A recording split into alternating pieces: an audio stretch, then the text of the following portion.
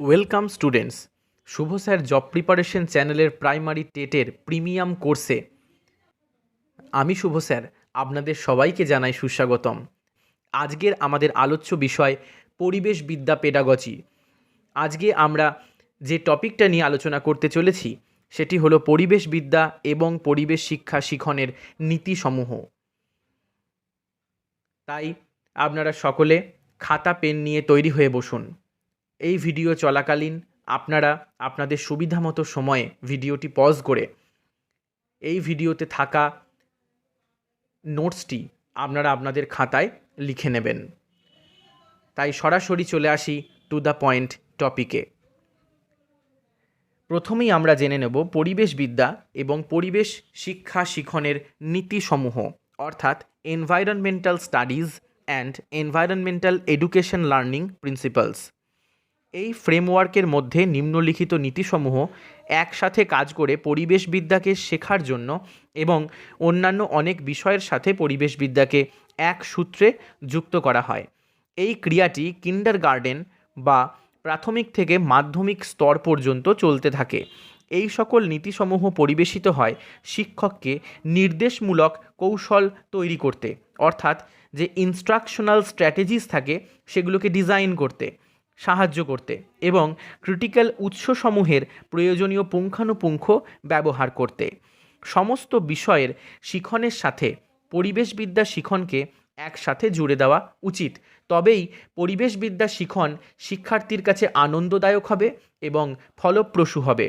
পরিবেশবিদ্যা শিখনের নীতিসমূহকে আমরা সাধারণত দুটো ক্ষেত্রে ভাগ করতে পারি, যথা শিখন ও শিক্ষণের সরাসরি অভিজ্ঞতা, গুরুত্বপূর্ণ প্রতিফলন এবং দুটি চুক্তি বা সম্পর্কের নীতি। সেগুলোকে আমরা বলতে পারি direct experience, critical reflection and negotiation. এবং আরেকটি নীতি হল পরিবেশের সম্পর্কে ধারণাসমূহের শিখনের বর্ণনামূলক ও সংক্ষিপ্তকরণের সাংগঠনিক নীতিসমূহ। বিভিন্ন বিষয়ের সাথে পরিবেশবিদ্যাকে সংযুক্তিকরণের মাধ্যমে শিক্ষার্থীদের পরিবেশবিদ্যা শিখনের প্রয়োজনীয়তা, ধারণা এবং বিষয় সম্পর্কে বোধ অনেক স্বচ্ছ হবে। এখন আমরা জেনে নেব সরাসরি অভিজ্ঞতা অর্থাৎ ডাইরেক্ট এক্সপেরিয়েন্সের বিষয়ে। একা একা অথবা দলবদ্ধ রূপে পরিবেশের সম্পর্কে সরাসরি অভিজ্ঞতা একটি গুরুত্বপূর্ণ শিখন বহনীয় বা সহনীয়তার অর্থাৎ সাস্টেনেবিলিটির ক্ষেত্রে। পরিবেশ সম্পর্কে পুঙ্খানুপুঙ্খ জ্ঞান আহরণের ক্ষেত্রে ছাত্রছাত্রীদের সরাসরি বা প্রত্যক্ষ অভিজ্ঞতা সবচেয়ে বেশি সাহায্য করবে। অর্থাৎ শিক্ষার্থীদের পরিবেশ বিষয়ে শিখনের জন্য সবথেকে বেশি হেল্পফুল মেথড হলো সরাসরি অর্থাৎ প্রত্যক্ষ অভিজ্ঞতার মাধ্যমে শিখন। অর্থাৎ সেই সংশ্লিষ্ট পরিবেশের মধ্যে শিক্ষার্থী গিয়ে নিজের চোখে দেখবে, জানবে, শুনবে, অর্থাৎ এইভাবে তার যে অভিজ্ঞতা সঞ্চয়ন করবে নিজের মধ্যে, তার ফলেই তার পরিবেশবিদ্যা শিখন আত্মস্থ হবে। বিভিন্ন সিস্টেমের উপরে মানুষের প্রভাব এই প্রত্যক্ষ বা সরাসরি অভিজ্ঞতা থেকে শিক্ষার্থীরা পাবে। পরিবেশের উপর মানুষের সাংস্কৃতিক প্রভাবসমূহকে শিক্ষার্থীরা গভীরভাবে বিশ্লেষণ করতে পারবে। অর্থাৎ তারা যে জিনিসটা শিখবে তারা গভীরভাবে বিশ্লেষণের মাধ্যমে তার বর্ণনা এবং তার সংক্ষিপ্ত ধারণা তার সে স্বচ্ছভাবে নিজের মধ্যে আত্মস্থ করতে পারবে। গভীর প্রতিফলন এবং বিনিময়, ক্রিটিক্যাল রিফ্লেকশন অ্যান্ড নেগোটিয়েশন, আমরা এই বিষয়ের ব্যাপারে সংক্ষিপ্তভাবে একটু জেনে নেব।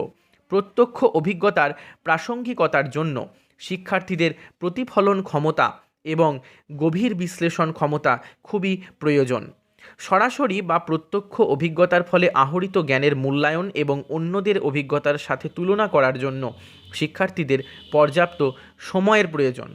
শিক্ষার্থীরা পরিবেশ সংক্রান্ত জ্ঞানের আদান প্রদান বা বিনিময় করবে শিক্ষক, শিক্ষিকা এবং নিজেদের মধ্যে। অর্থাৎ সেই প্রত্যক্ষ অভিজ্ঞতার দ্বারা শিক্ষার্থীরা যে অভিজ্ঞতা সঞ্চয় করবে নিজেদের মধ্যে, সেই অভিজ্ঞতা এবং জ্ঞানের তাদের বিনিময় করতে হবে নিজেদের মধ্যে এবং শিক্ষক, শিক্ষিকার মধ্যে। এর ফলে পরিবেশ সম্পর্কে সাধারণ ধারণা গড়ে উঠবে এবং মত পার্থক্য দূর হবে। অর্থাৎ তাদের মধ্যে সকলের মধ্যে যে জ্ঞান তারা সঞ্চয় করবে এই গ্রুপ ডিসকাশনের দ্বারা তাদের মধ্যে এই ধারণা স্বচ্ছ হয়ে উঠবে এবং মতের পার্থক্য তাদের দূরীভূত হবে এবং সঠিক ধারণা তারা লাভ করতে পারবে। এখন আমরা জেনে নেব অভিজ্ঞতার শিখন অর্থাৎ এক্সপেরিয়েন্সিয়াল লার্নিং। প্রত্যক্ষ অভিজ্ঞতা, গভীর প্রতিফলন এবং জ্ঞানের বিনিময় শিখন প্রক্রিয়ায় একত্রীভূত হয়ে যে মডেলের রূপদান করা হয় তাকেই আমরা বলবো এক্সপেরিয়েন্সিয়াল লার্নিং।